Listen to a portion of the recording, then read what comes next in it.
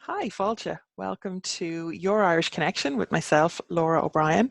And this is an interview series that we do for YouTube, which is having chats about how we do these Irish spirituality things. And we're shaking it up a little bit today because we have somebody who is an Irish heritage expert rather than Irish spirituality focus particularly. Not making any presumptions about his religious beliefs or lack thereof, but we are here to talk about Irish heritage today, which definitely fits into the Your Irish Connection.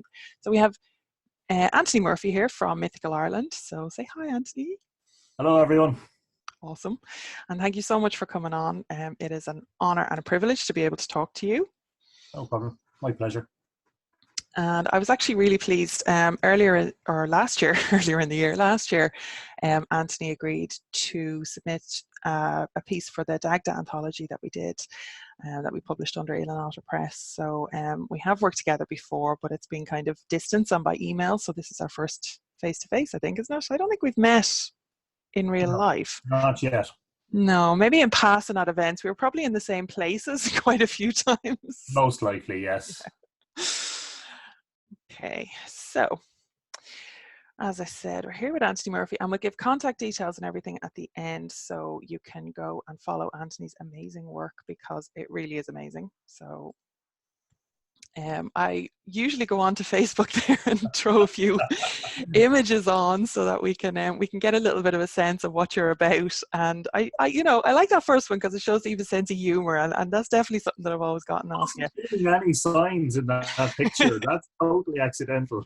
Well, it works, you know. And your photography then is where you kind of started with the Irish heritage, isn't it? Well, sorry, where you started publishing, really, was it? Well, the photography and the astronomy, yeah, I suppose, were the avenues into the exploration of the monuments and the myths. Yeah. Awesome. Well, that leads us nicely into our first question. So if you want to elaborate on that, when and where did your interest in Irish heritage begin? And feel free to go back to childhood because people do. And if you don't want to go back to childhood, you don't have to, okay? Yeah. That's actually a really good question because, people have this mistaken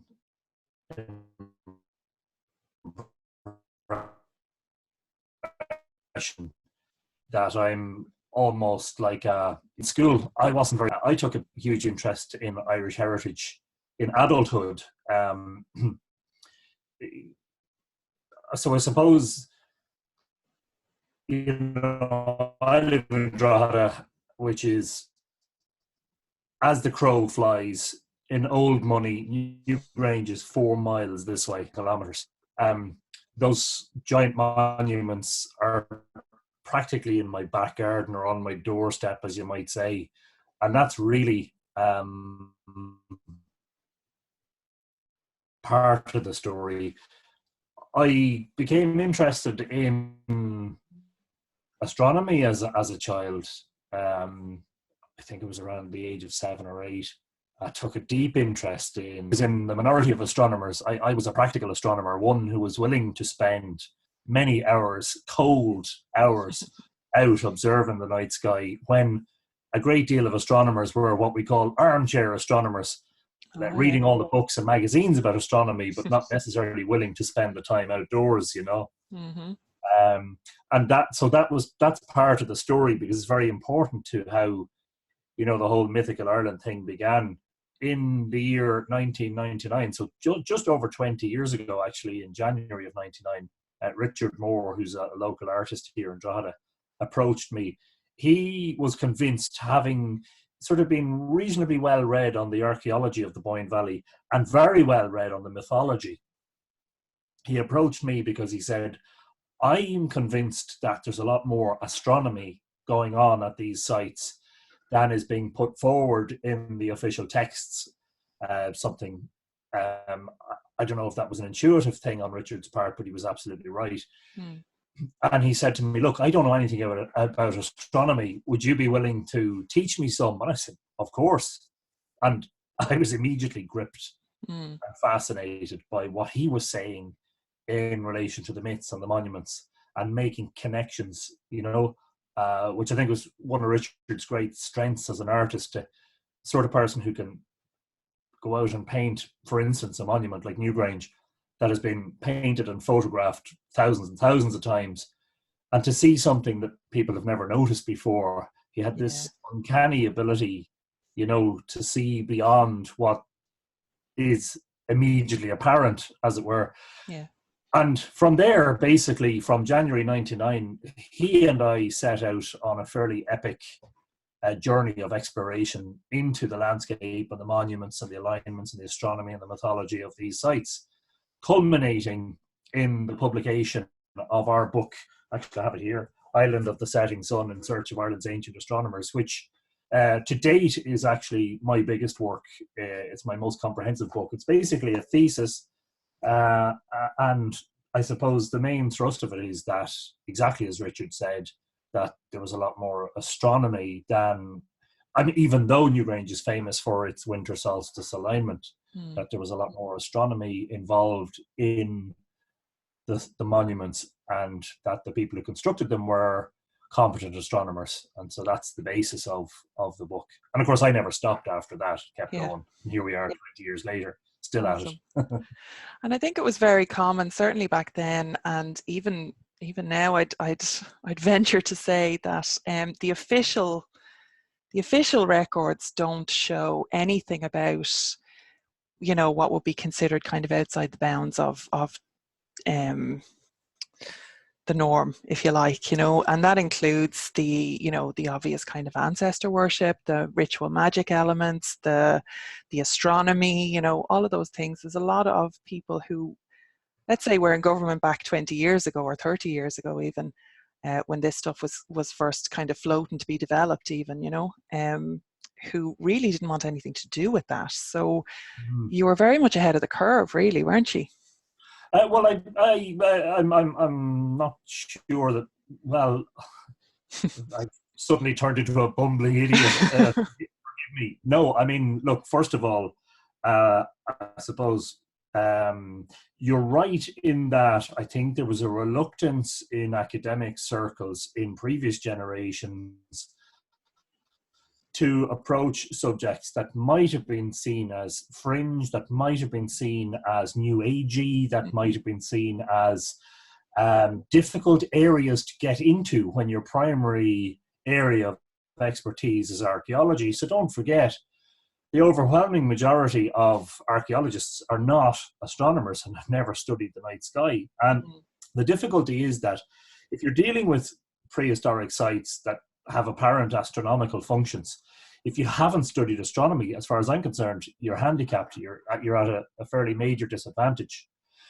Now, in recent times, archaeologists have tended more so to incorporate these other aspects that you speak about. Yeah. So we've seen work around the areas of consciousness and altered states of consciousness. We've seen work around the exploration of mythology by archaeologists. And we've also seen, I think, an incorporation or a broader incorporation than previously of astronomical considerations, although in my humble opinion as an amateur, and I'm not an academic in this, I think that area still falls short of the mark. And that's probably because, again, most archaeologists are not astronomers. But I just want to take you up on the point about, you know, being ahead of the curve. In fact, Richard and I and others, were greatly inspired by the work that had gone on in the 1980s, led by Martin Brennan and his team of researchers, Jack Roberts in particular, who's a very good friend of mine. Martin and Jack, Hank Harrison, and their team, who made very significant discoveries. They discovered the winter solstice alignment of Douth. They discovered the equinox alignment of Cairn T at Lough Crew. So we were, in essence, standing on the shoulders of giants when we began, and we took that as a great inspiration, because basically for a number of generations, since antiquarian times, since, for instance, the original opening up of Newgrange in 1699 by the then landowner Charles Campbell, you know, we've seen generations of antiquarians and archaeologists, etc., study these things. I personally feel that, you know, the astronomical aspect and especially the mythological aspect has been a little bit sort of overlooked. And that's because, you know, I think when you're in a particular discipline, you tend to be, and I don't want to run down the archaeological community because many Yeah, of them are very good friends of who I depend on, by the way, to make absolutely. sure that the archaeological statements in my books are accurate. But the thing is, with the blinkers on, you're looking at things. I think, you know, it's not that you're refusing to see what's in the periphery. It's just that perhaps, and who can blame them, on the material, physical evidence that they dig out of the ground. Yeah.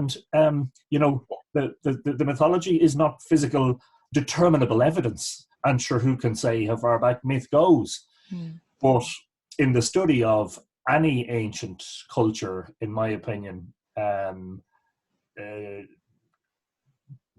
declining to study or to incorporate the mythology of prehistoric sites is, at the very least, I think it puts you at a fairly substantial disadvantage in the interpretation thereof, you know.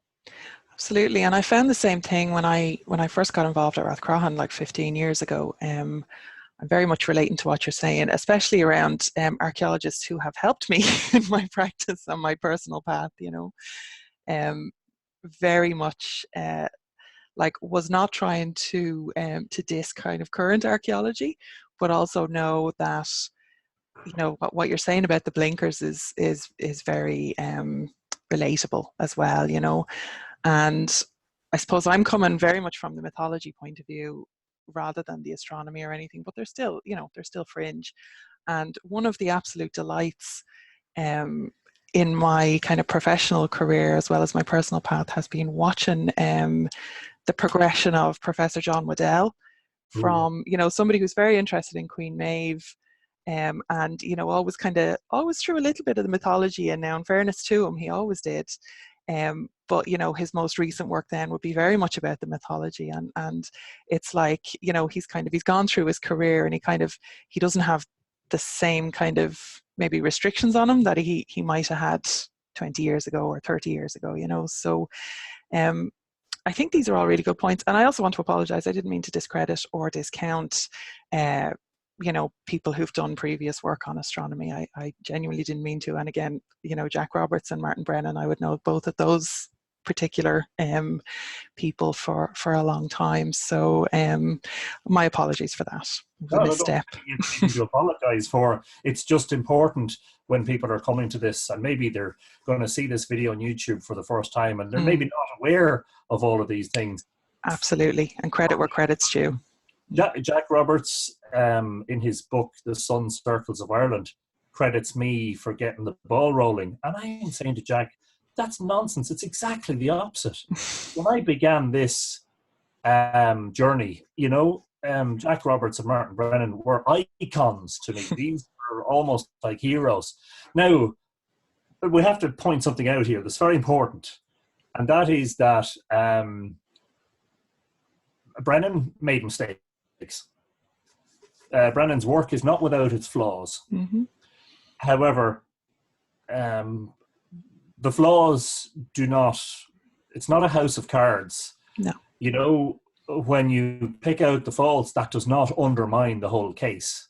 Exactly. And I think his detractors have tended to do that. They've tended to say, look, this measurement thing that Brennan came up with, which was like an Irish equivalent of a megalithic yard kind of thing, I think that was disproven. And, you know, people are saying, look, that was nonsense.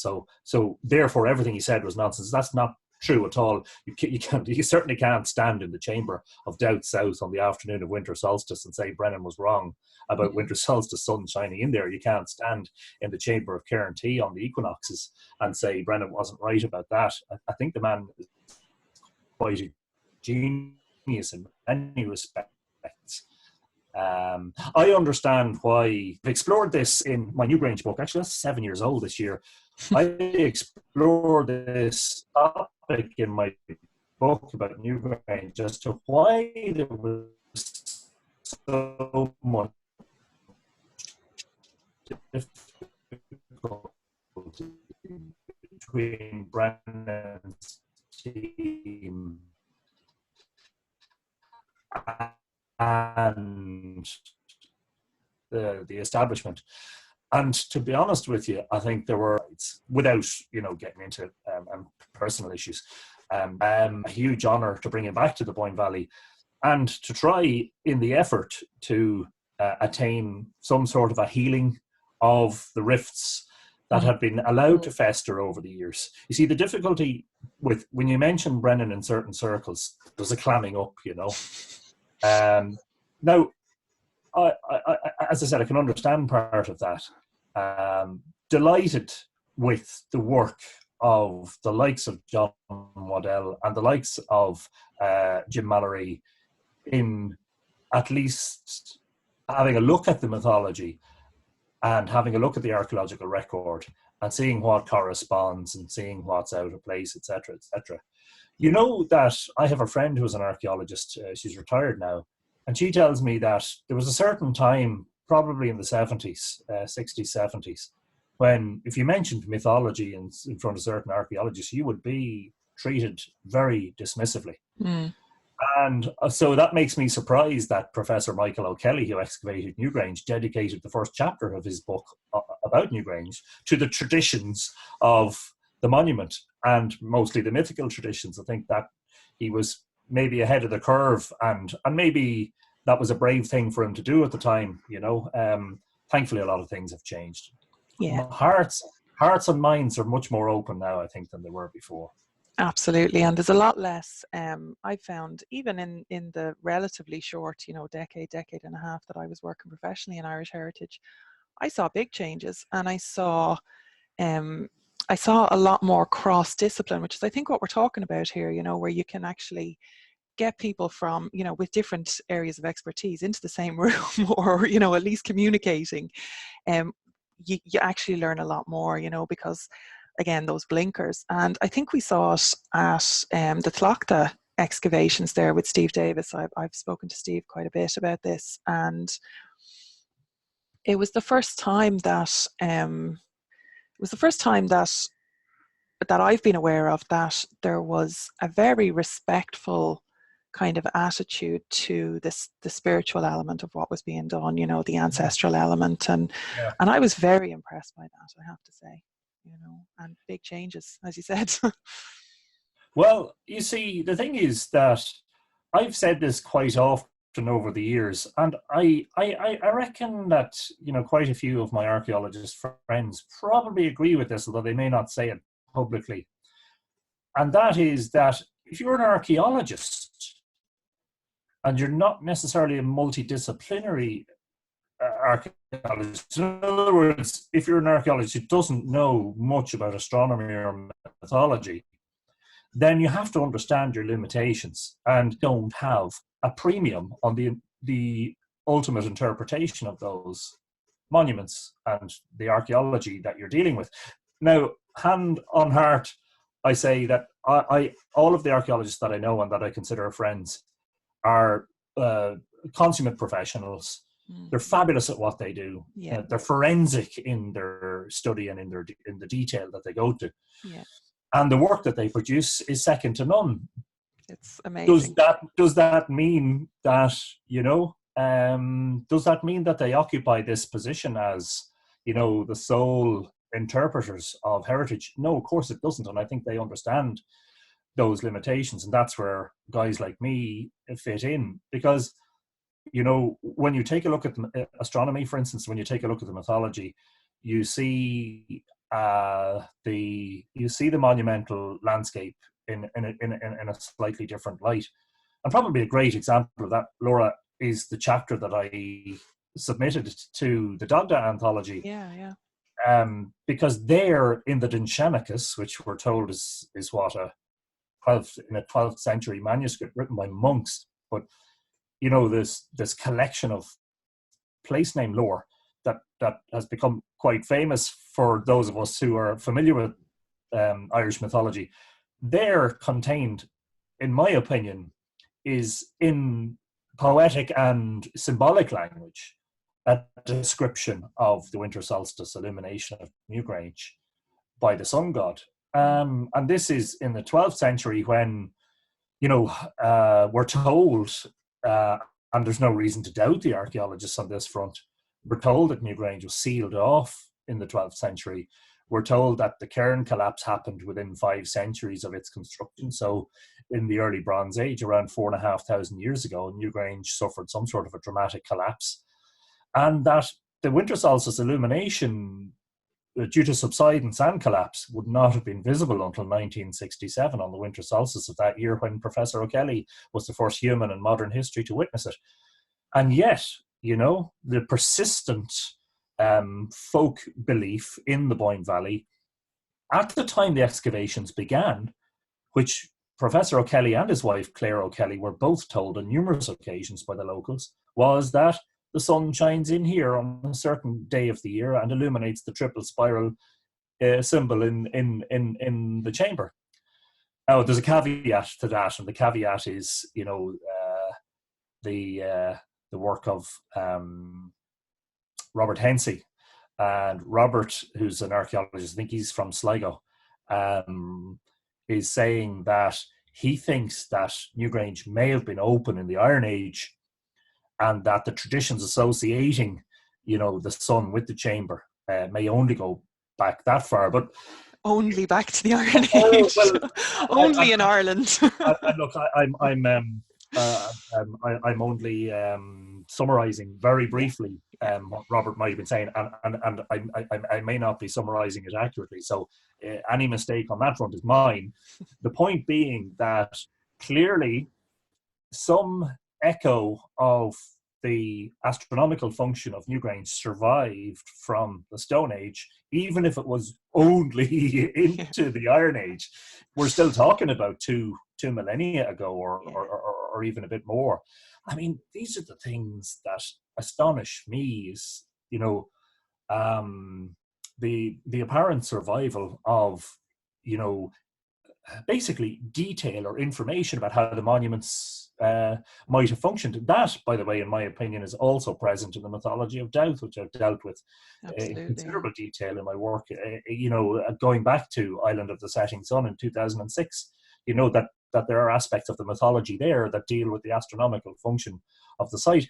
Now, I'm not alone in this. Thankfully, there are experts. I mean, the likes of John Carey, who's an expert on medieval Ireland, has pointed out, and I love quoting him on this, that there are no other myths that he's aware of that deal with the control of time than those of the Brunibonia monuments, which is very interesting in itself, given the apparent calendrical functions involved in those monuments.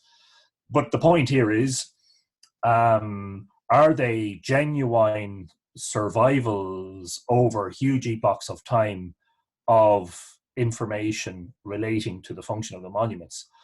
Or is there something else that we're missing here, part of the picture? Like, for instance, Robert Hensey suggests that maybe Newgrange was open in an intervening period, and that the memory of the sun doesn't necessarily go all the way back to the Neolithic. In any case, I think we have a difficulty in that.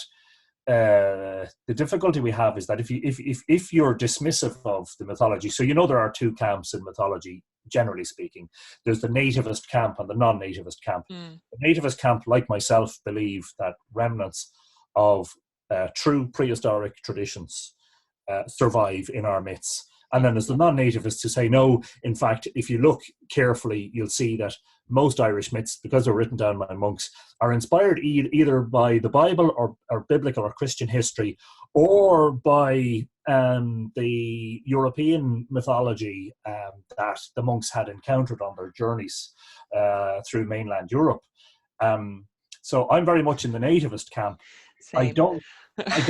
I don't think you should. There's a big problem in the world right now, as you know, in terms of this dichotomy of viewpoints. So with Brexit, you see that the population of Britain is divided, for and against, with America, you see, there's the pro-Trump and the anti-Trump, and never the twain shall meet. I don't think you should occupy an extreme position in anything. And in fact, the most important thing is for one, in order to consider oneself a scholar, right? I'm not saying an academic one. I think one should always leave room for debate and indeed to revise your position in the face of evidence that challenges your previously held position. So, I used to argue vehemently about the label Passage Tomb, which I thought was a very inappropriate label for the likes of Newgrange and Louth. However, lately I'm sort of saying to myself, it's not about removing that label. It's about realizing the fact that it doesn't describe all of the functions involved, and it's therefore an inadequate and maybe slightly inaccurate label that doesn't render it useless or redundant. People who come on tours with me, I've been saying, look, let's get something straight. You look at now, if you look at, for instance, Fornox, undoubtedly burial was a part of it, but the point is only a part. Yeah. What else was happening gives you the full picture, Yeah. And there's a lot of people who are very keen to try and prove that Rathcroghan Main Mound is a passage tomb as well, and it is likely, based on the archaeology, it's likely there's definitely something in the middle of it, that would fit, even though it's never been dug out. But I would be very much in that camp as well, where I wouldn't like to reduce it to a passage tomb. I would like to add that onto the list of things that it the list of functions that it fulfilled through the years, through the generations, through the millennia. But I completely agree as well about the nativist and anti-nativist and leaving room, and to refer back even to the Martin Brennan thing, that everybody gets to grow and learn. And honestly, if you're not changing your opinions, if you're not incorporating new information, because that's happening all the time, then you're kind of at nothing as well. Like if I look back on the work that I did 20 years ago and nothing had changed, I would be very worried about that, Yeah. I mean, I read back on my work sometimes. I have to, because I'm referring to it in blog posts that I'm writing or new books that I'm writing. And I see things where I say, look, that's a little bit ambiguous, or that's a little bit too certain. And I would revise it now. Absolutely, I would. And I think if you're in a mindset where you think you're right about everything, and you know that you're clinging on to something because you value your position on it without reference to new information, then I think you're, as the Irish might say, you're on a hiding to nothing. Absolutely. But it's look, the point, I think one of the primary points about Irish archaeology and Irish mythology combined, as two disciplines combined, I suppose, into one. We have a tremendous wealth of archaeology and a tremendous wealth of mythology. And the thing is that, one could devote several lifetimes to the study of Irish mythology and still only scratch the surface of it, And that's how extensive it is, And the other thing too is, let's not forget this is very important. People forget you have to deal sometimes in the realm of the poetic, the metaphorical, and the symbolic. Absolutely. Okay? Yeah. And so this idea that, the symbols are the symbols carefully carved into the stones of Newgrange and Louth, etc. On the one hand, you get this very, dogmatic view that they're to be described in purely scientific and arbitrary terms. And then on the other hand, you get this view that, well, they must have, well, what about the possibility, suppose, occupies the middle ground, which is that they're symbols first and foremost, and as symbols, they don't necessarily speak to you in the way a language does. So Jung would say, well, meditate on symbols, and you'll find their meaning. A great number of the staff of the OPW at Brunabonu will tell you that, well, the monuments reflect back at you what you bring to them. So, an astronomer might see a spiral, as I do, as, solar movement from solstice to solstice represented in one symbol, the winding up of the year to summer and then the winding down to winter.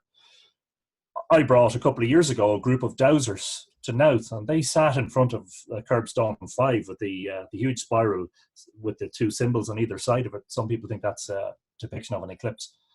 And they said, no, a spiral represents an energy point, a significant energy point of the Earth. And that, you're supposed to see a spiral in 3 dimensions. So in other words, the spiral is actually winding down. So we're seeing it in 2 dimensions. And we think that, the outer arm of the spiral is right next to this next arm of the spiral. And that's not the case at all. They're saying, no. You're either descending or you're ascending. And these are significant energy points. Now, here's the question. Who's right and who's wrong?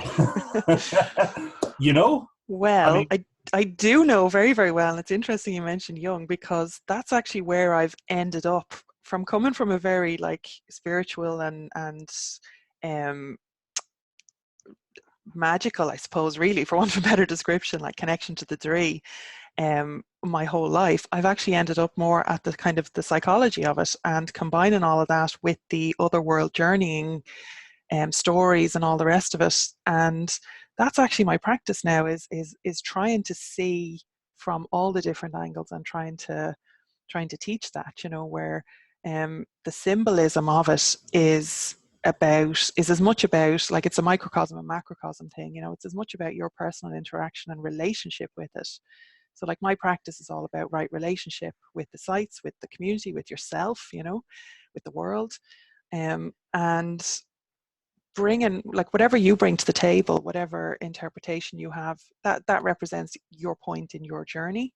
But then you also get to talk to other people, and you get to kind of create a collective understanding as well. And that's what community does. And that's, I believe, that would have been one of the functions, was to bring people together of these ancient monuments, so yeah. It's really interesting. Yeah, absolutely. It's a wonderful journey to be on. Let's just put it that way. It really is. Yeah. It's it's been, for me, it's been life-changing, quite genuinely, it's been life-changing. And 20 years later, it's not just that it holds the same fascination that it did on day one. It's more fascinating than it has ever been before, and more exciting. It's an enthralling place to be here in the Boyne Valley, and to be in the position of being able to research and to try to bring to the surface, as you say, some of this stems from intuitive areas and from symbol and metaphor, etc., etc. And it's lovely to be able to make an effort, however flawed it might be, in bringing that stuff to the surface. But I think the overarching point of our discussion so far is the fact that it's important that voices who maybe aren't in the academic sphere are also heard. So, I would think of, for instance, in this regard, I would think of the likes of John Moriarty, who's become a sort of a very substantial inspiration for me, very much coming from the poetic and the mythical side of the exploration of things, and it's very valuable that incorporation of that into our exploration is not just important, it's actually fundamental to, I think, the proper and full elucidation of the various aspects involved in the monumental landscape of the past. Absolutely. And you mentioned, we have actually covered maybe a lot of this question here that's on the screen, but is there anything that you haven't kind of come across? How did you practically go about getting started when you first kind of got interested in it and you wanted to explore it further? What books did you go? What courses? What events? What people? I know you have touched on a lot of them, but is there anybody else? Well, no, I suppose just very briefly, I was learning from scratch with regards to the mythology. I was learning almost from scratch in terms of the archaeology. So some of the things that myself and Richard did, we made a lot of site visits. We visited as many places as possible, some of them very out of the way, obscure places. We made some discoveries at, you know, the likes of Baltray, where even the local people in the village didn't even know there were standing stones in Baltray. We tried to meet as many archaeologists as possible. We were on site at Nowth on several occasions while George Ogan was still there, and had the delight of his company for several visits there. Went to as many talks as possible with archaeologists and people who are speaking about the subjects that we were interested in. Slowly over the years, I've built up this library behind me. You know, it's just ever expanding. Mm-hmm.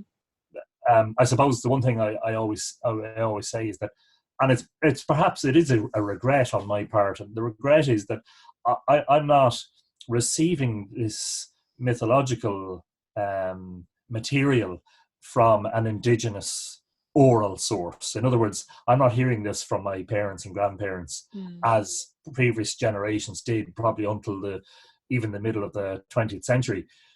I'm academically learned. You know, I've just kind of immersed myself in it. However, I do think, in a sort of a Jungian sense, that one's own indigenous mythology is, you know, full of symbolism that, and I suppose life lessons in some ways, that are important to, you know, the development of the individual and the development of the community, etc. So I do think that it's important to retell the stories, because I think Campbell said, you know, Joseph Campbell said that, you know, even the mere retelling of the story activates something in people. You know, absolutely, yeah. There are so many functions of mythology that we're not immediately aware of when we're reading or telling or retelling the stories, but which maybe come to the surface for us later.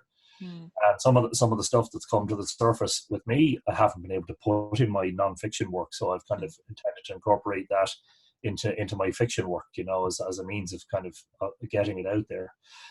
But basically, yeah, in answer to that question, just trying to meet as many people as possible, go to as many talks as possible, read as much as possible, learn as much as possible, and at the base of that, having the constant desire not just to learn, but to correct oneself when, you know, when one reads something that maybe challenges a previously held position.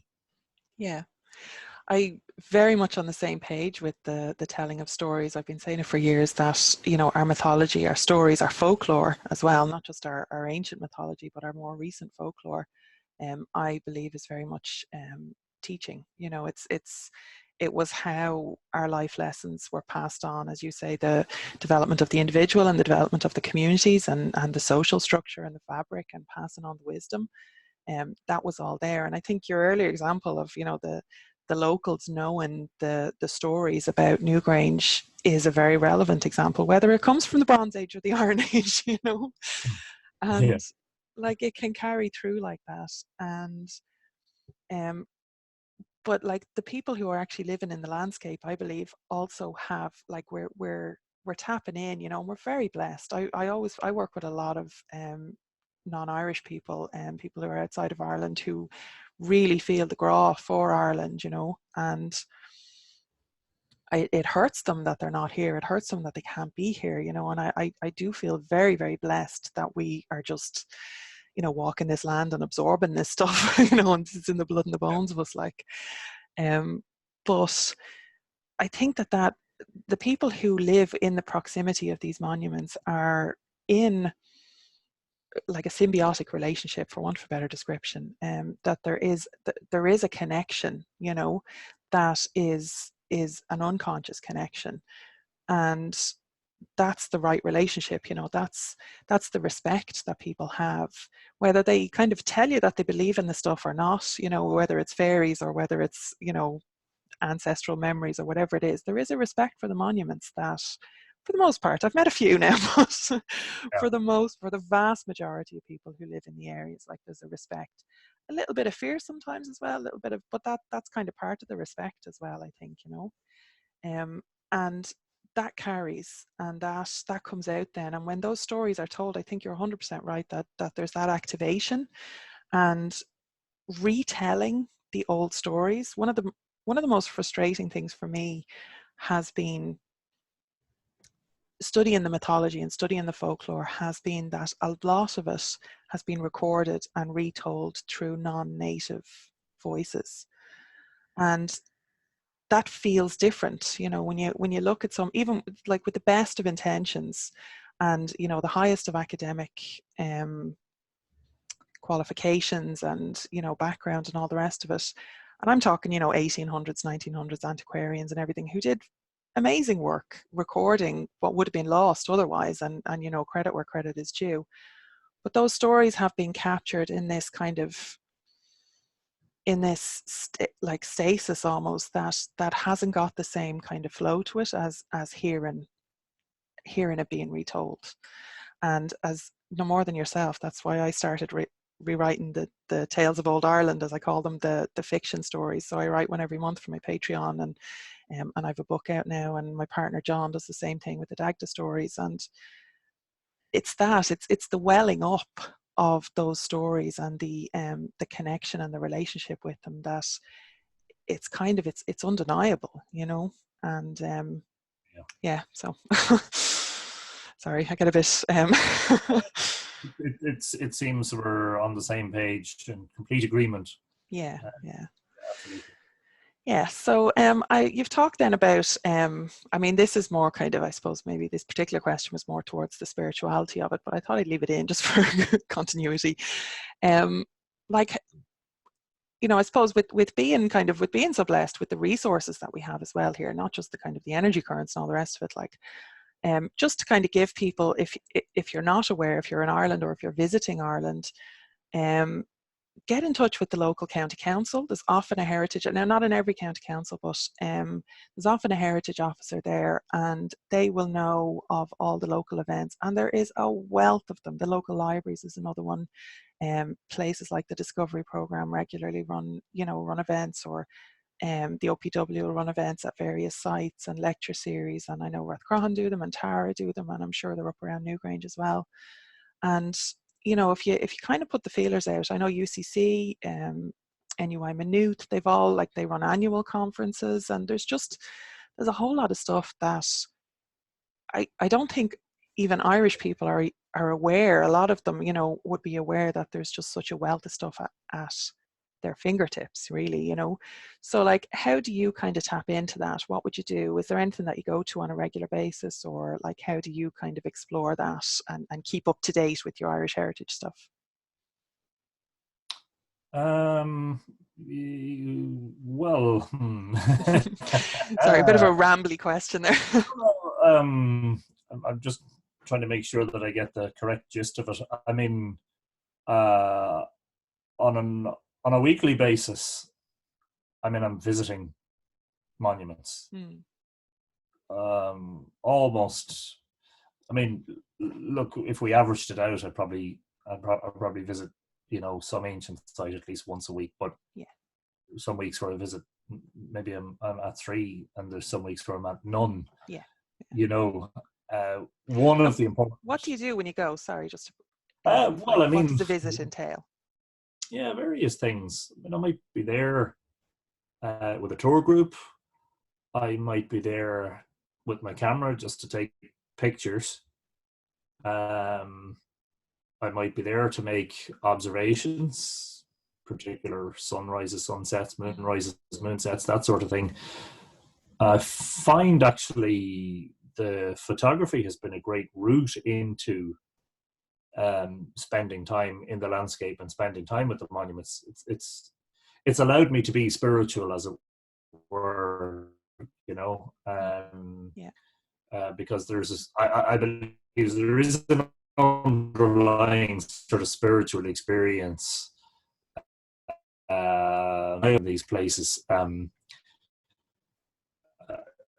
think the photography, by and large, has been, you see, you're out, and as your pictures are taken, at what I call those liminal times, what we call the golden hour in photography. So the first hour of the day after sunrise, or the last hour of the day before sunset, when the sun is really low and casts a lovely golden light onto the landscape. Or the twilight hour, the blue hour as we call it, the hour before sunrise and the hour after sunset. Quite often the evening rather than the morning, especially in the summertime, because the sunrise is very early in the summer. Capturing these color-rich images. And those times tend to be the times when one can, I suppose, get in touch with the places at a level that one cannot do in the middle of the day, when, especially say at the likes of Brunabonia, where the tour buses are coming sort of in sort of fairly frequent flow. And then at nighttime, I know I've done quite a lot of nighttime photography over the years. Obviously, I'm an astronomer. I'm very comfortable with the dark, very comfortable with the night, love the night sky, love getting pictures of the Milky Way and certain stars and constellations over monuments, you know. But, you know, when you're done with and I'm never done with the camera, but there are just times where you just drop the camera down from the eye, let it hang around the neck, and just stand there, as I have done at the twilight hours and at Newgrange on many, many occasions on the road passing Newgrange, standing there on my own in the twilight, summer, winter, you know, with the last call of the birds, you know, fading before they decide they're finally done for the night, the blackbird and the robin and the crows. And wow, what a beautiful thing to be able to do. And I mean, sometimes I've done Facebook Live broadcasts from Newgrange, and I've been really surprised at how well viewed they were. I'm just standing here with a camera pointing at Newgrange and just talking about the mythology, and it just seems to get people. And a lot of people just wish, I want to be you, I want to be there, you know. And so this is the thing that I never take for granted, is the fact that I'm so close, I'm so blessed. And you mentioned that just there, you mentioned about how you feel that you're blessed in this regard. I definitely, certainly feel blessed in this regard, to be so close to it all. And then to be able to have the freedom. Let's remember, we live in a free country. We have a democracy. We have freedom of speech and freedom of movement. We have freedom of expression. As artists and creatives, we're able to write and say things that sometimes are controversial and sometimes may be deemed to be maybe, I don't know, contradictory to somebody's religious views, etc., etc. I think we're very lucky to be in that position. We're privileged, absolutely privileged, and as well as being blessed. But those lovely quiet times, they're invaluable. It's sometimes I'm with people, you know, but quite often I'm on my own, and you just you can feel, I've written this and I've said it, and it's maybe a poor way. Sometimes you can't put into words what's there, and that is this numinous feeling that at the click of a finger, you know, that you could enter another world, you know, that you are literally on the threshold of something, you know, something imperceptible to the ordinary senses, but something that, you know, draws you in intuitively and maybe spiritually. And spiritual is a good word. I'm not religious, but I'm spiritual, you know, and something that allows you to have some sense of a connection with the people who maybe built these structures, who I believe had a very potent sort of spiritual foundation or undercurrent to everything that they did, you know. It's really wonderful. It's lovely. It is. And you know, I wasn't expecting that, Anthony, but what you've just described is pretty much a perfect expression of what I would deem my native Irish spirituality, you know. And like, I use the term pagan because it's a kind of an easy catch-all that, you know, modern people, modern neo-pagans would understand. But what you're talking about there, I mean, basically I just take it one step further, and I would actively kind of reach out to those people, to the ancestors, to the deities that they would have you know, built those monuments in honor of, perhaps, or you know, like, and using journey work, then actually, you know, I do believe that I can access the other world that way, you know, and receive information back and communication. So like, but what you've described there, that essence of that connection, you know, and that kind of relationship that you have with the landscape and with the energy and the Draoi, as I would call it, the Draoicht of Ireland, is like, if people don't have that, then they don't have Irish paganism. You know, if they want to take it another step further and actually call themselves pagan or whatever, that's where it starts, you know. And I think most Irish people, if they kind of give themselves 5 minutes, have that. And it's almost a-religious, which is weird because it's very spiritual, you know. But it doesn't matter what religion you call yourself, you know, or you know what God you believe in. That connection, that energy, that relationship, those feelings, you know, are very much what we have here in Ireland, and that's the heart of it, you know. And Well, I think that's beautifully put. I think the biggest single issue in terms of my own sort of spiritual journey, and it has been very spiritual, and one only needs to read my books to understand the depth of that, is the fact that I don't generally like or feel comfortable with dogma and a dogmatic approach to things. Yeah. I think anywhere where there's a situation where one person or one group appears to be controlling or demanding or trying to dictate what one should be doing in terms of one's, you know, thoughts and practices and approach to, you know, the whole area of their spirituality. Well, I believe that's religion, you know, Yeah.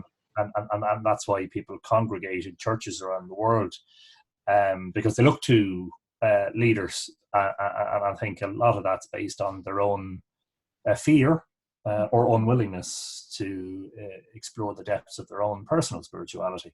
Yeah. Which is, as Jung pointed out, something that's not just personal; it's actually universal, and it's a very, very deep place to go into. So I haven't. I think that circumstances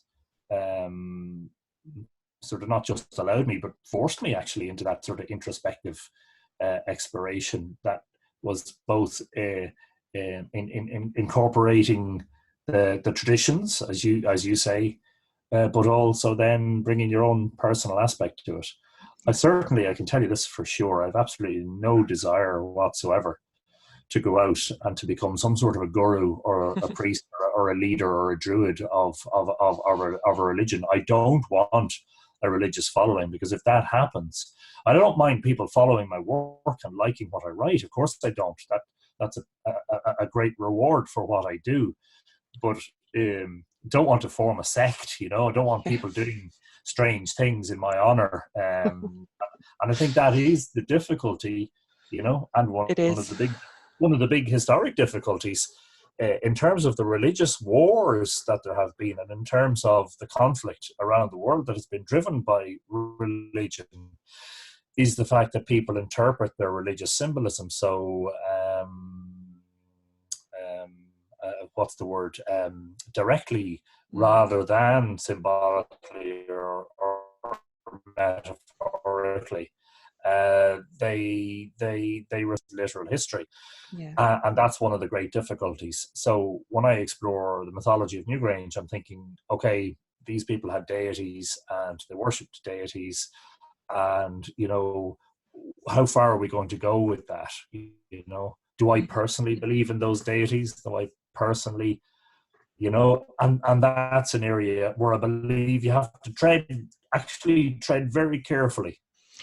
You do, because what Another happens? thing. Sorry, go on. Go on. Yeah, no. Well, go on. Yeah. I was going to branch.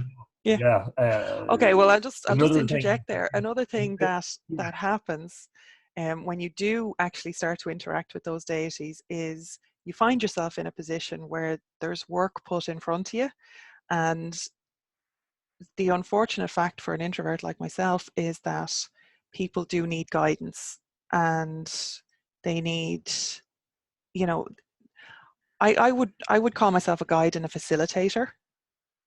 rather than even a leader, if that makes sense, where I will help people along a path. I will point them to the path, but they have to walk it themselves, if that makes sense. And I'll kind of, you know, I'll give them signposts, but they actually have to do the work themselves. And that's my kind of religious teaching, if you like, for want of a better description on it. Well, wasn't it Campbell who said you have to beat your own path through the forest? That's it. Yeah. If you're following a well-beaten path, that means that you haven't had that transformative experience, which is the ability to make your own exploration. And it's a challenge. Of course it is. That's the hero's journey, isn't it? Yeah. Of course it's challenging. Yeah. But the point is that if you're traveling a well-beaten path, not only have you not made the journey, but you haven't reaped the rewards of that journey, and the rewards are significant. Now, all I was going to say at the end of the previous discussion was that one caveat in terms of the exploration of spirituality in modern Ireland, and in terms of say some of the pagan community, and indeed in terms of some of the atheistic community, is the fact that you have to be aware of the rising disagreement with, contempt for, at various levels, the traditional organized church and its own wrongdoings.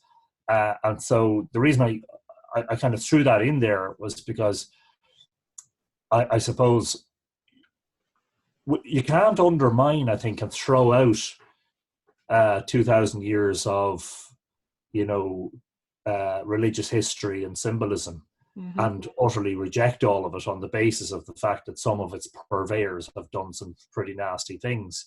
I think that some of that is still relevant. I do think that, especially among a certain sector of the atheist community, there's been a very substantial backlash.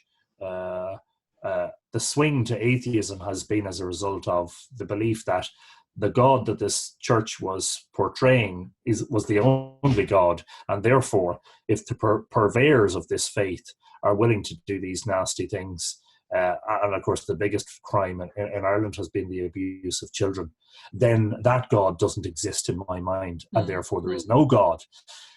The point is, I think that's an easy out, actually. It is. It's far easier too black and white. It's far easier for people to say there's no God than to explore the possibility of the God within themselves, you know, and to undertake that spiritual journey that Jung said. Now, I know I've used that Jung. I've become a big Jung fan, and part of the problem for people like us is that it seems to be that there's a certain cynicism around the work of Jung, and the cynicism, from my point of view, generally comes from people who haven't read his work and don't fully understand it. And I don't fully understand it. It'll be a long time before I do, because he's a very, very, very deep thinking and a very far-reaching scholar who was way, way ahead of his time. Yeah. But I do think, and I agree with Jung in that there's a desperate need in the modern world for people to undertake that journey within themselves. At the moment, there's a disastrous projection of hatred from within taking place, where people are projecting all of that on, for instance, minorities who get a hard time in so much of modern Europe and modern United States. And that's a projection of, you know, the deep-seated prejudices that lie within a person. Absolutely. So I think you have to take a long look in the mirror, and unfortunately that's a journey that a lot of people aren't willing to undertake, and exemplified, in my opinion, by the story of Bowen approaching the well of Segish, Nectan's well. And I mean, the Dinchenicus says that there are none that shall look to the bottom of the well, and when she does and she breaks the taboos around it, she finds herself overwhelmed by the waters, and she finds herself mutilated and broken and eventually drowned. I do think that there's a spiritual message in there, which is you do have to be careful about that self-exploration, because the fear of it is, I suppose, there for a reason. And the reason is that, you know, too much can come to the surface too quickly, and it can be overwhelming. You break yourself, that's why, and proves the value of having a guide, Hmm. and which is why traditional communities had, you know, I suppose you might call them wise elders, or people who are involved in the initiation of young people into you know, into spiritual life, etc., etc. Yeah, Which and is you why, can. by the way, the church had the sacraments. I mean, we maybe disparage the value of them these days, but that was part of the initiation a journey. It's just a different version of it, and maybe a Yeah, less traditional one, stemming absolutely. from, you know, a belief in a Messiah who was from the Middle East. And I think this is one of the reasons that Christianity is becoming unstuck now. Is part of the reason is because the traditional symbols and metaphors of that belief system, people feel, are not really relevant to them now. And that's one of the reasons that there is an increasing interest in Irish sacred sites, Irish spirituality associated with those sites, and of course the mythology associated with them as well. Absolutely, and there's I'm I come across that a lot where modern kind of like neo-pagans are very, very kind of cut and dried about how bad the Catholic Church was, and Christianity generally. Actually, if they're Irish, it can fall into the Catholic Church. And now I just want to put cards on the table. I think as an organization, the Catholic Church organization structure is evil, right? And broken and all the rest of it. But the religion, the spirituality of Catholicism, I find immensely beautiful and powerful and moving. And a lot of people are very surprised because I'm so vehemently against the Catholic Church as a cult organization, who have done a lot of damage in Ireland, socially and politically, um, as well as, you know, personally and individually, obviously to people who they've abused. Um, People find it hard to kind of come to terms when I actually correct them, you know, when they're trying to separate uh, the pagan stuff from the Christian stuff in the native Irish traditions. And I'm like, you can't do that. Mm. Irish spirituality it's a living tradition. It has continued, and we've given multiple examples of that during this conversation. It has continued through the ages, through the people, through the land, through the stories, through the, you know, the connections and the community.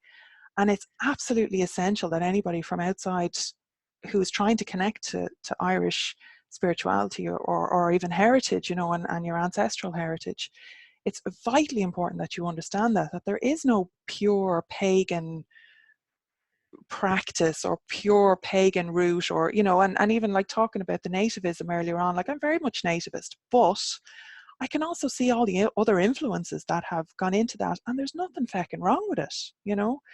Mhm. There's this wellspring, I believe there's this wellspring of this native spirituality, right, that we can all kind of drink from and tap into and hopefully not get overwhelmed by, right, and broken and damaged. But because it is powerful and it is to be respected, and you know, as you said, that kind of that fear for it comes, you know, you come by it honestly. But you can't come into Irish spirituality or Irish, you know, Irish mythology, looking at Irish mythology, you can't come into it thinking that there's the pagan stuff and the Christian stuff, which the Christians took it and you know, changed it and made it wrong. They didn't. You know, the Christian monks, for the most part, wrote it down as faithfully as they could, I believe. And we have a lot to be grateful to them for, you know, to all those monasteries and all those abbeys and, you Yeah. know, all those scribes who, you know, sent themselves blind scratching in feckin' oak gall ink on vellum, you know, for their entire lifetimes. And like that is hugely important. And if you can get that, you know, for studying the mythology, for studying the heritage, for studying the astronomy, the sacred sites, whatever, if you can get that, then you have a huge part of the puzzle, that it is a living tradition, you know. And again, you can take kind of religion out of it almost, because that's up to yourself. Like whatever religion you call yourself or don't call yourself, that's up to yourself. But that's not what the native spirituality is. That's, you know, that's it's its own thing, you know, and the religions kind of come in on top of that and give it different flavors, I believe, anyway. Well, look, I'm in complete agreement. I mean, you shouldn't throw out the baby with the bathwater. The Exactly. point is that just because, as I said, the purveyors of this religious system, and of course, you look, the church is a big organization, I mean, I have relatives who were clergy, and they weren't part of an evil empire. They would be abhorred at some of the things that happened. You know, they believed, they had faith, and they were practicing this faith, and they were trying to propagate it. They, you know, and they were actually very decent people. There were people who cared greatly for their community. And I have an auntie who was a nun. She's dead a long time now. Who worked on the missions in Africa to try and save starving kids from dying. I mean, these aren't, you know, the ordinary foot Those aren't soldiers evil of the people. ordinary. And I think just to Exactly. clarify before I kind of offend you, I would see it as the No. difference between, like, you know, wanting to destroy the patriarchy as a system, as a structure, as opposed to like hating all men. So I've nothing against kind of individual. For the most part, I agree with you. Like, a lot of the people who were involved at, you know, especially at ground level in the church, were there for the very right reasons and were doing fantastic work their whole lives. But the evil empire is still there, if you know what I mean. I believe, Well, anyway. So I think it's very important for people, no matter what their persuasion, in terms of whether they're fully Christian, lapsed Christian, or absolutely dyed-in-the-wool atheist, is to remember that the core message of the Bible and the New Testament, from the words of the man himself, you know, love thy neighbor as thyself. I mean, absolutely. these are the things that are easy to forget when we're in the throes of this great you know, falling away, as to use a biblical phrase.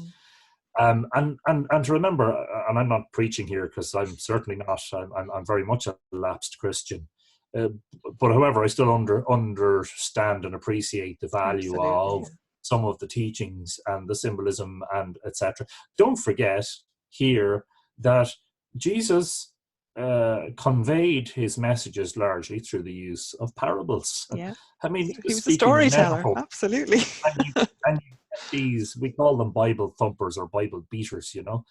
We get these very vehemently orthodox people who are trying to thrust this, you know, literal stuff down our throats, when in fact the guy that they profess such a faith in spent most of his time preaching in metaphors. Yeah. You know, in other words, one shouldn't take everything. I mean, when he was talking about the parable of the, you know, the burying, you know, the saving of the talents or whatever. Yes. That, you know, that you should go and bury your money in the ground. That's not what was meant.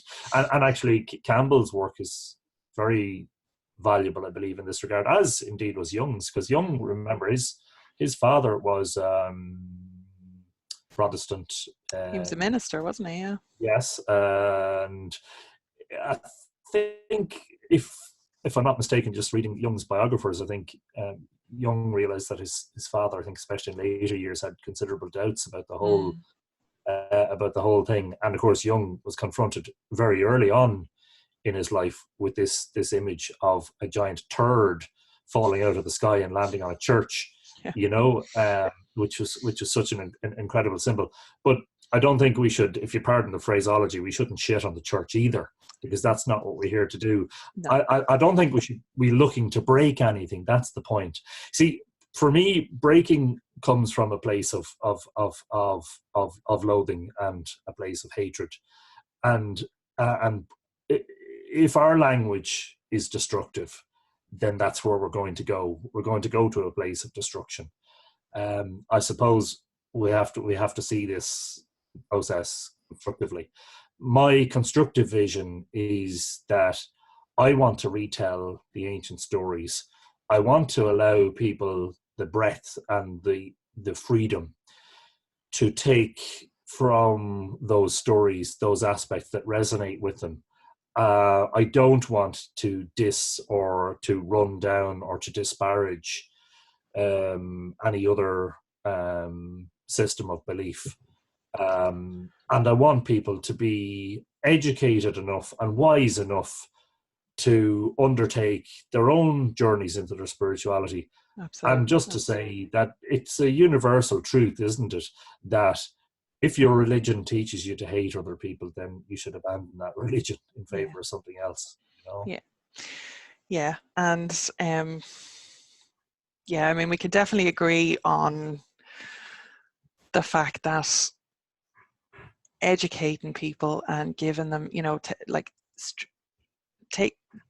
I would say dismantling a lot of the dogma that has been kind of put around people like a cage in some cases, you know, and like the freedom, as you say, to explore and make their own choices. That's very much what I'm about, you know, and educating and empowering people to do that.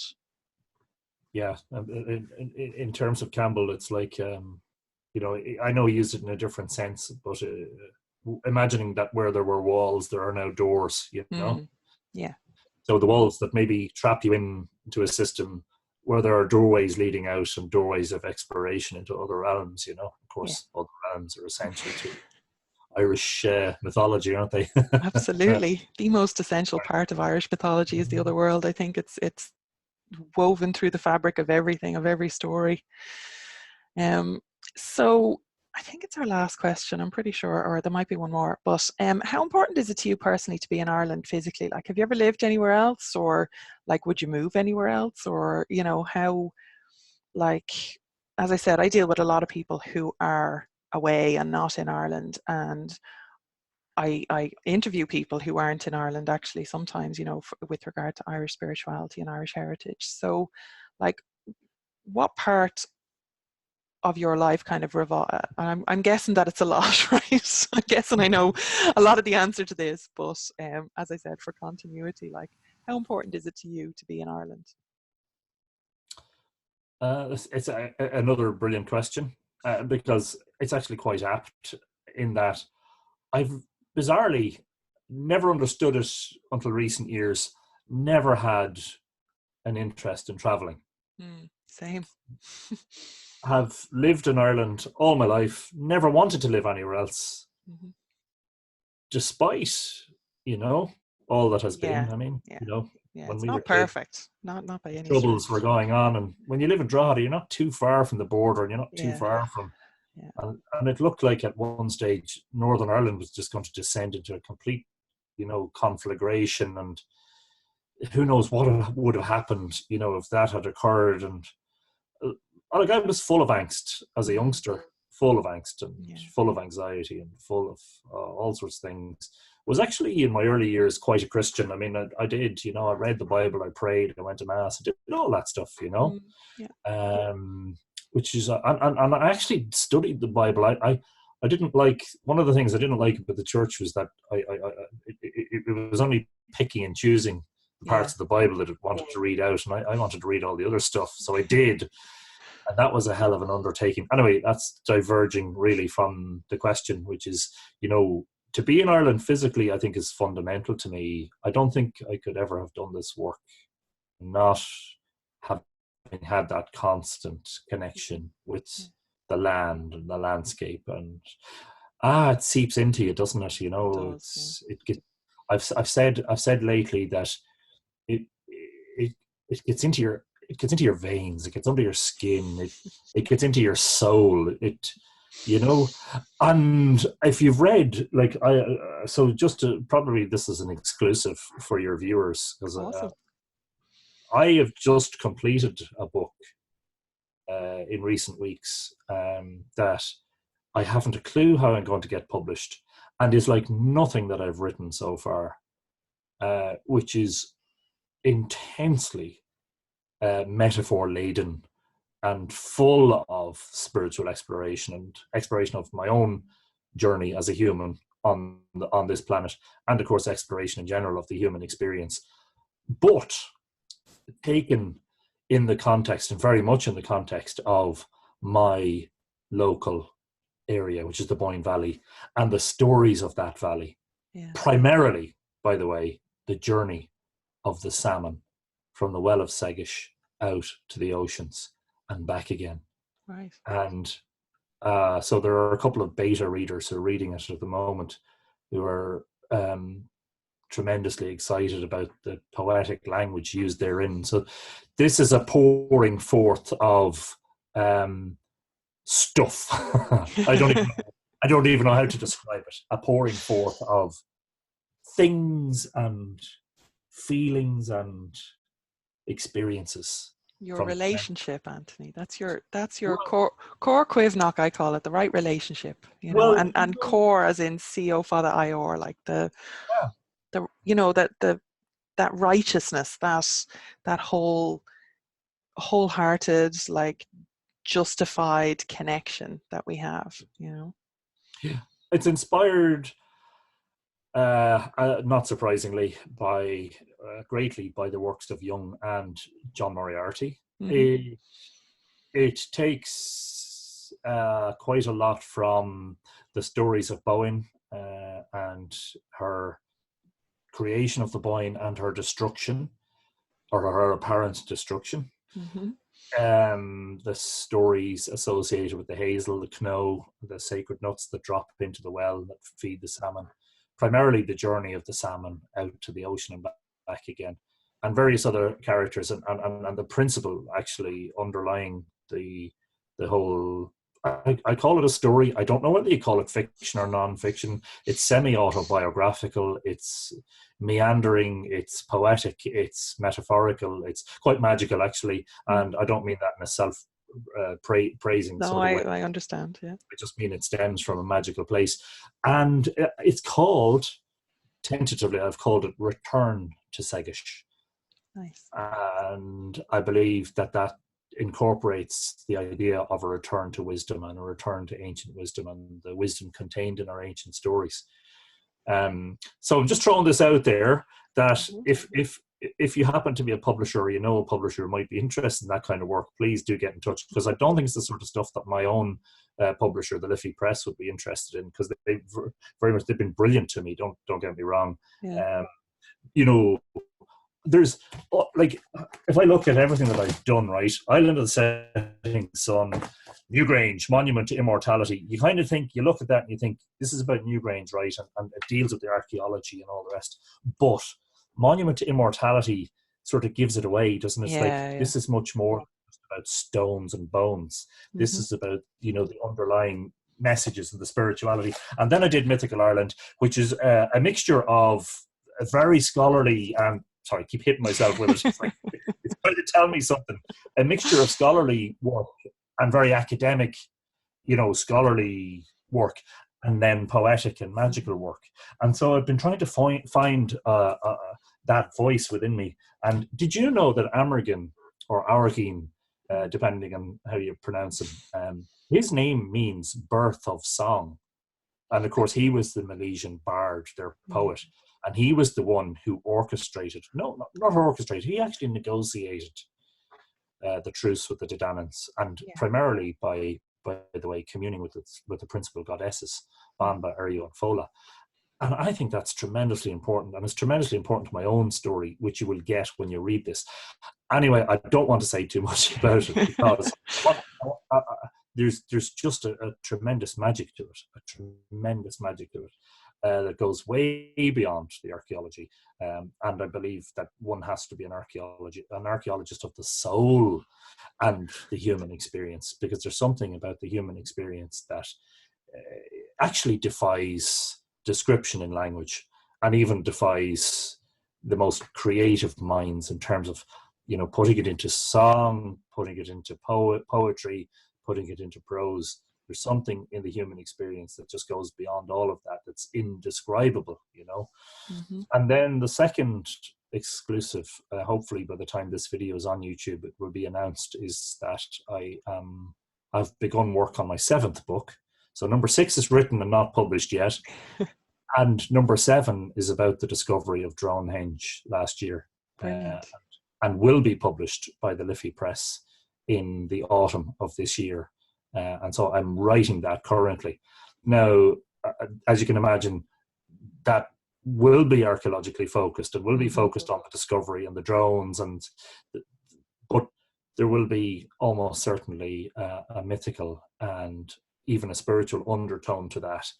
There are some coincidences and sort of serendipities and synchronicities involved in its discovery, which I think are important to be put on record as well. Awesome. So hopefully there's some stuff for your readers to look forward to. Thank you very much. I cannot wait for both of those. I do have another question. Oh, I actually have 2 more questions. Have you got time for 2 more questions? I have all the time in the world. Okay.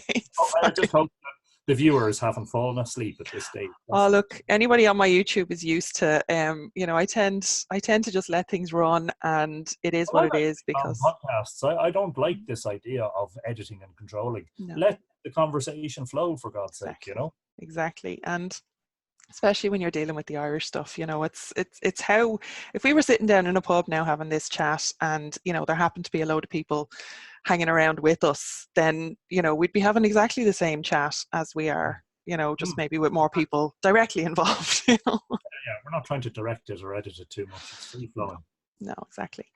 So if you could make every person begin in this path, so every person, say every person that, I'm trying to adapt it to your personal situation, but say every person that you took on a tour of a sacred site, right? If you could make sure that they had read one book as a baseline, what would that book be? Oh, that's a tough one. So it's going to be one of several. Okay. I would have to recommend Island of the Setting Sun. Yeah. In terms of my own work. Yeah. I think if you're interested in the mythology and the astronomy and the alignment of sites, yeah, I think Island of the Setting Sun would be a great start. If you're talking about a person's own sort of journey into myth, actually, one of my most accessed, and it's falling apart, books is this one. Is the Oxford Celtic Mythology. Yeah. I find to be absolutely brilliant. Yeah. Really. Daithí O'Hogan's Myth, Legend and Romance, which is another on my stack here beside me. I literally refer to it every single day. These are in terms of, I couldn't not recommend, if you're going to read Moriarty, probably the most accessible one is Invoking Ireland. His autobiography, Nostos, I find so powerful that I can only read 2 or 3 pages at a time. Right. And I have to put it down and allow it to absorb. Process. He was an incredible human being, an incredible spirit. And I'm just trying to think then, what else? I mean, there are lots of compendiums. I mean, I know some people give out about him, but actually Charles Squire, I think he's 1912. Charles Squire. I like that as a basic, as an introduction to the whole area. Lady Gregory's Gods and Fighting Men. I disagree with you on that one now, because I find that she sanitized a lot of the stuff, and I think it takes a lot from the stories. That's one of the ones that I was talking about earlier with the non-native retellings, that almost poisons the well a little bit, because it takes up room that it has become such a staple. I find I just have a personal thing against that one, because it has taken up so much room that I think there is a difficulty, and you're right. If someone's coming to study, they may not realize that Lady Gregory doesn't directly translate everything. Exactly. So if you're looking for a translation, then you shouldn't be looking at Gregory. So, for instance, Thomas Kinsella's Táin Bó Cúailnge, is, I think, irrefutably a brilliant place to start if you're dealing with, the Ulster cycle. I'm inclined to say, I've actually lately, in more recent years, I've been kind of going back to source.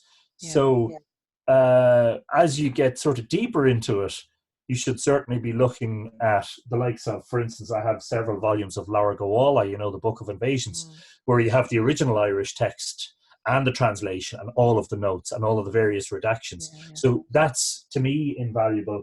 I have Cecilia O'Reilly's translation of the Táin. I have Joyce's place names. I have some of the old Irish folklore, the old dictionaries, which contain phrases that have gone out of use, which are a key insight into the way things used to be. The Dinshenicus itself, of course, the metrical Dinshenicus, Gwyn's translation. If you want to get heavy into it, astronomically, one book that I highly recommend is Cosmos by Carl Sagan. A very enriching, mind-opening, expansive exploration, not just of the idea of astronomy, but the mere idea of our place and our very insignificant place, by the way, in the cosmos. A fabulous introduction.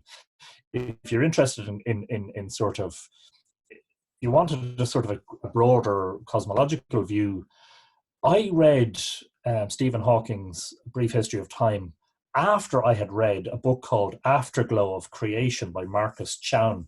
And I actually found Chown's work much more approachable for the average reader than Hawking's work.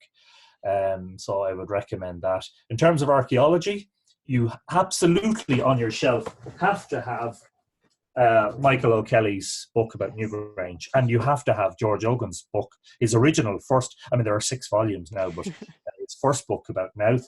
And you also definitely should not be without a copy of Martin Brennan's The Stones of Time, originally published as The Stars and the Stones. So there's 8 or 10 volumes that you should have, as a primer, as you begin your exploration of all these things, Your tourists are going to be very, very busy, Anthony. Well, I know, and sure, look, this library is expanding all the time. I know, and it never ends. And I very much related to what you were saying about, if you had several lifetimes, you couldn't. I turned 40 last year, and I actually had this existential kind of weight on me and not because of the usual, oh, you're turning 40, you're getting old, right? That a lot of women do face, and there's a lot of social pressure around that. I have no problem with the grey hairs or the wrinkles, right? What really hit me hard was the maths. I did the maths on how many sacred sites there are in Ireland, right? And how many days left I have of an average lifespan. And the realization that even if I visited 2 or 3 sites every single day, I would still not hit them all, and just that maths, it was horrible. It was actually horrible, Yeah, which is why, by the way, people. One of the things that people say to me quite a lot is, how do you squeeze it all in? People might know this, so just in case they're watching this and you're not aware, Mythical Ireland at this moment in time is not my occupation. It's not my full-time work.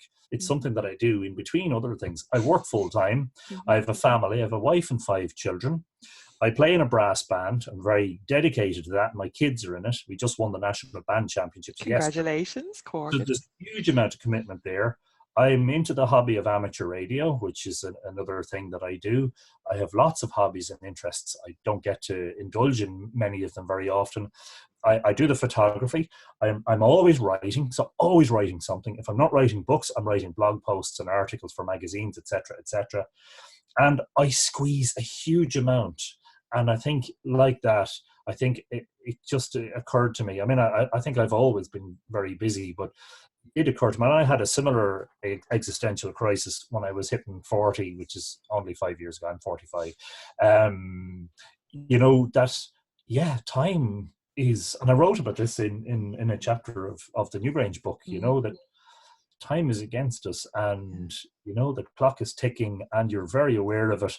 I've said early on in this discussion, and just to reiterate, you could devote an entire lifetime to the study of just the Boyne Valley monuments and just the mythology associated with those, and keep yourself very well occupied. People say to me, have you been in Sligo? I haven't been in Sligo in years, to my shame.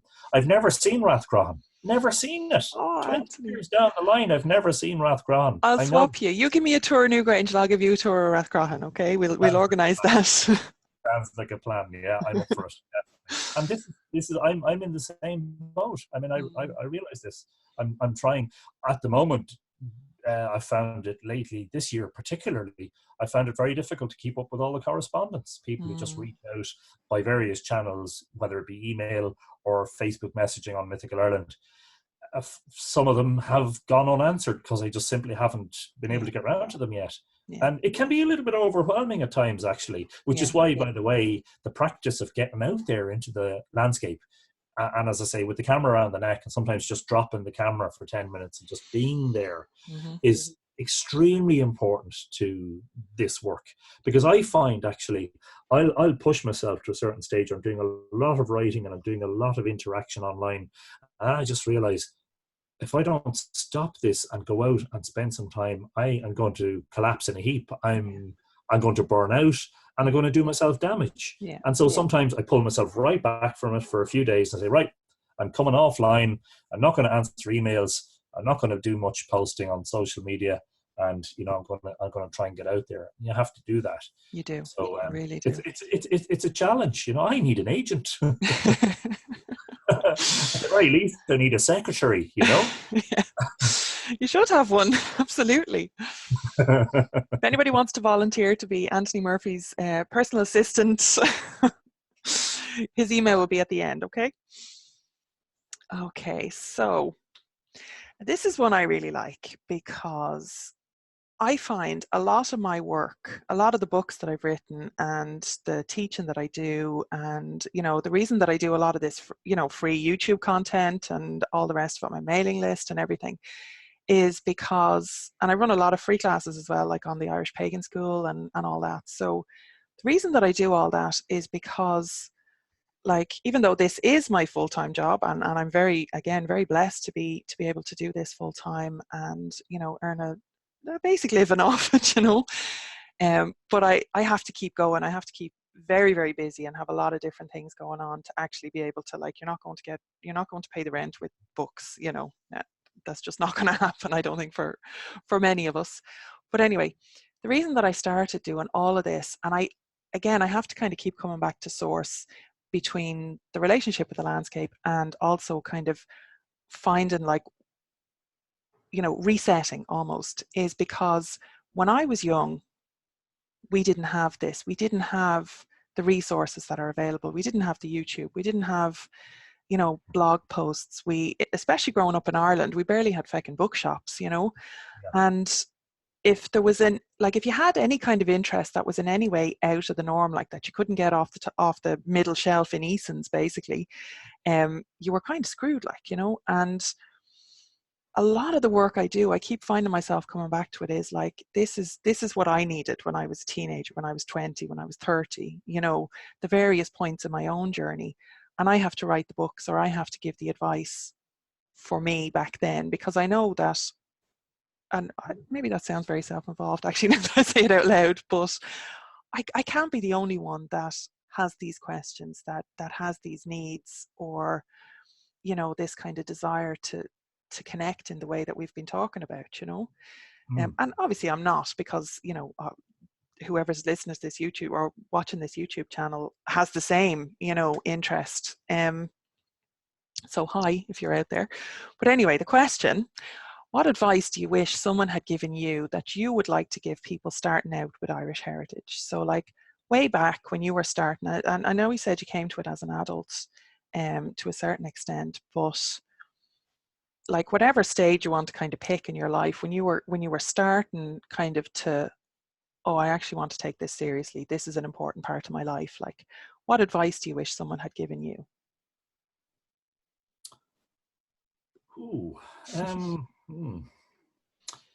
Well, I think I have to revert to my good friend Joseph Campbell, and I would say principally is to follow your bliss, is to follow your heart, is to follow your intuition, and to persevere. Because I'll tell you, without any question, the journey has been filled with moments of extreme doubt and extreme capitulation, almost self-flagellation, you know, in a metaphorical sense, where you just at times just say, is there something wrong with me? Am I yes. Yes. You know, and so So I'll tell you that's, I mean, I'm 20 years into this particular part of the journey. I mean, the journey begins when you're born. Yeah. Yeah.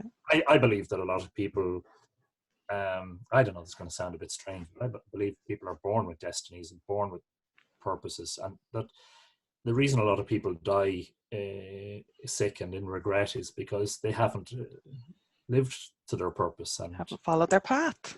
And so the one thing I can say hand on heart is that I've very much done that through times of poverty, through times of self-doubt, through times when I was just ready to throw it all in a heap and say, forget about it, Something keeps you going.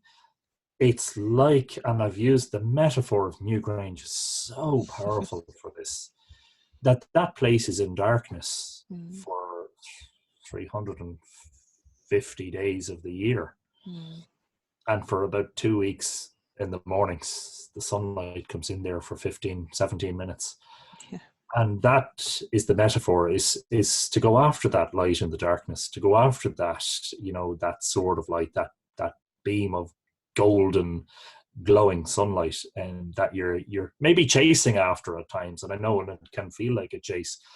And so I've actually read and viewed on YouTube, for instance, as you rightly point out, a fabulous resource. When I was a kid hunting for information about astronomy, if it wasn't available in my local library, I had to post off letters to various astronomical societies and even NASA, which I did, begging for material so that I could study. Now you can just Google, type, and bingo, it's all up on the screen in front of you.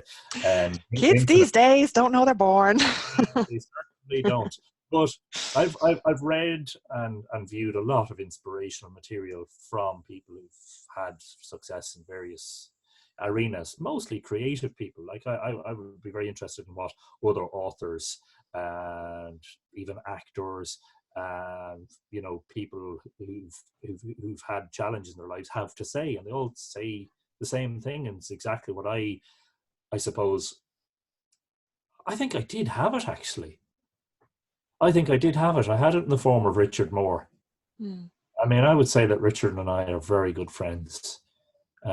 We don't collaborate together on writing projects now. In fact, I think Ireland exhausted the two of us in a way, while at the same time reinvigorating me for future projects. I would say that Richard was always an encouraging voice, was always, and a soft, people who know him will say he and I are very different. I'm very public and very sort of, I'm good at speaking, and I'm okay in front of the camera, and I write, whereas Richard is more like a sort of a background guy and softly spoken and all the rest. Also, I think I did have it, but that encouragement is very important, because the thing is that people are able to intuit that, I'm supposed to do something, and as I say, they don't. I wish that, in fact, that people could find that guru, could find that leader, that guide, as you maybe describe yourself, just to find that person in their life who's going to lead them to their bliss, or help them find their own bliss, ideally. So how many people do you and I know who are in the wrong job and not enjoying life? Too many. Sadly, they're in a majority. Yeah. It's to pursue it. I mean, I realized a few years ago that it was finally bloody working for me, right? And this is 17 years into the journey. About 3 years ago, I started getting people, complete random strangers, stopping me and going. I had one fella one day going, "You're Mythical Ireland." And I shoved out the hand and said, "I'm Anthony Murphy," but and that's when I think it started to hit me that, wow, 17 years on, it's actually paying dividends. I mean, this wasn't established, and so people should understand, Mythical Ireland hasn't been a company, it hasn't been a business, it hasn't been a profit-making thing. It has very much been inspired by passion. It's been a glorified hobby. It's been just something that I've done. And, last year in July, I made a very very significant discovery. And I'm inclined at times to be overwhelmed by that. And I kind of step back from it and I just say, thank you. Thank you from the bottom of my heart for this wonderful, beautiful, fabulous, fantastic gift. Yeah. And reward for those hours and days and weeks and years of passion and research and work and dedication and burnout and writing into the early hours of the morning and finding myself exhausted at times and overwhelmed at times and fighting depression at times. And, you know, thank you for helping me to get through that, and then for leading my path to this. And, you know, I would really love for everybody, absolutely everybody, to be able to realize their potential, as I have done. One of my great friends who unfortunately passed away at the age of 40 was Fiona Fay. And Fiona was a spiritual person very much. She was a life coach. That's what she did in her business life. She liked helping people. She was a bit of an angel, you know. And I dedicated my Mythical Ireland book to Fiona. Fiona was the sort of person who believed that we should all be taught, as part of our growing up and our education, to follow our natural pathway towards the light, towards our bliss, towards that thing that we will do with our lives, or that combination of things that will lead us to personal reward and a life well lived, and, you know, and the life lived to the purpose that you're intended to serve here. And so that's what I would love for people starting out, is to have that person or those people in their lives that, like Richard Moore with me, was like almost like a father figure, because he's, I don't know exactly what age Richard is, but I think he's about 15 years older than me. And almost like a fatherly presence. Now, I have a very good father who's 75, who's been a tremendously inspirational figure for me in my life. He's also a journalist and a writer, and he's still writing at the age of 75. Wow. I found Richard to be a fatherly figure, a gentle fatherly figure who was like, here you go, Anthony, go on, keep going, you know.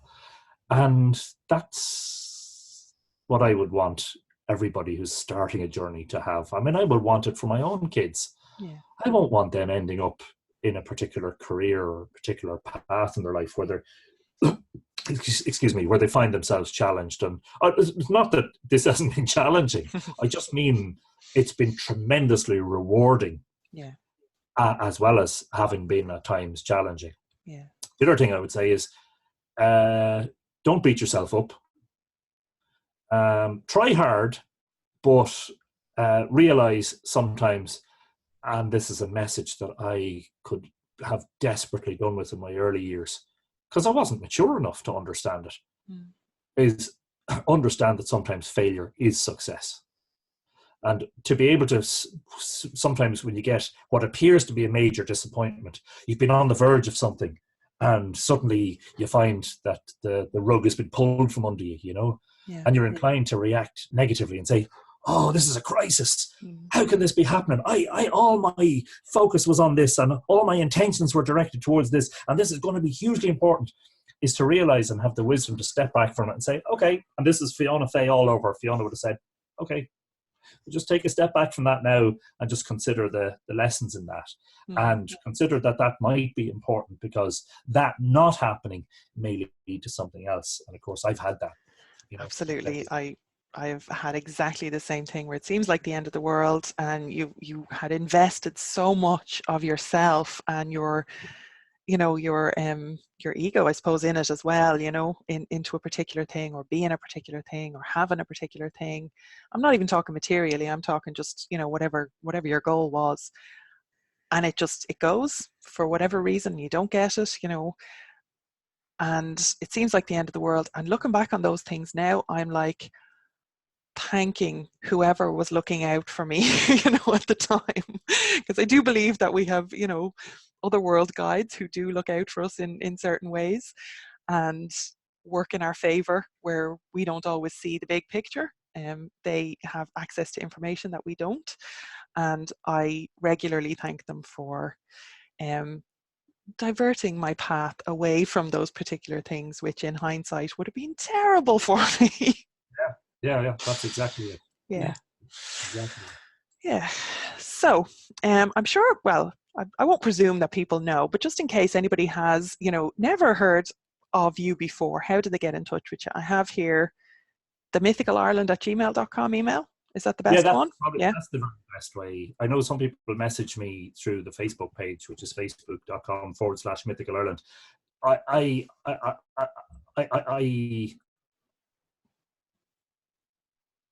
I see all those generally, but I have missed some. With the Gmail, it's very handy now, because when you have an answer this one, overwhelmed, mythicalireland@gmail.com, or if you go to the contact page of mythicalireland.com, the form that you fill in there will actually send that email to that email address. Yeah. I actually got to the point where I had to... if you haven't seen, myth.com is the website. Mythicalireland.com is there, and I'll put links. Sorry. I'll put links to... You're reacting about 6 seconds after I say things. No, but I was going to say the website. Don't forget YouTube if you want the visual stuff. My YouTube channel again is Mythical Ireland, and the best place in terms of constant interaction is the Facebook page, which is facebook.com/Mythical Ireland. I'm also on Instagram and Twitter, but mostly there I'm just sharing the photos and maybe a little bit of information. The very best place is the Facebook page and the website, I would say. Perfect. And I will put those links below as well. So if you're watching this on YouTube, just click below and you will find all Anthony's information. And I just want to say, I have... Personally, we've been talking a lot about site visits, and I do have a monthly Patreon. So if people are interested in coming along with me on my site visits, there are reward levels, and there's also storytelling, there's also guided journeys, and do go and check that out if you are interested in learning about my work a little bit more. Okay, but all these links will be below. So thank you so much, Anthony, for your time, and sorry for keeping you so long. No, don't worry, I've thoroughly enjoyed myself. Awesome. Same. And I wasn't joking about those tours now. I'll swap you Rathcroghan for Newgrange, because I'd love to do a Newgrange tour with you. Brilliant. Yeah. Well, I need to see Rathcroghan. I mean, I've written about it on occasion, and Awesome. How can you write about something that you haven't seen? Awesome. Well, we'll leave it there, and go over to Anthony's channel on YouTube as well. I'll put a link to that as well, and subscribe and hit the bell for notifications, and subscribe on this channel as well. And we will catch you in the next video. Slán go fóill. Thank you. Slán.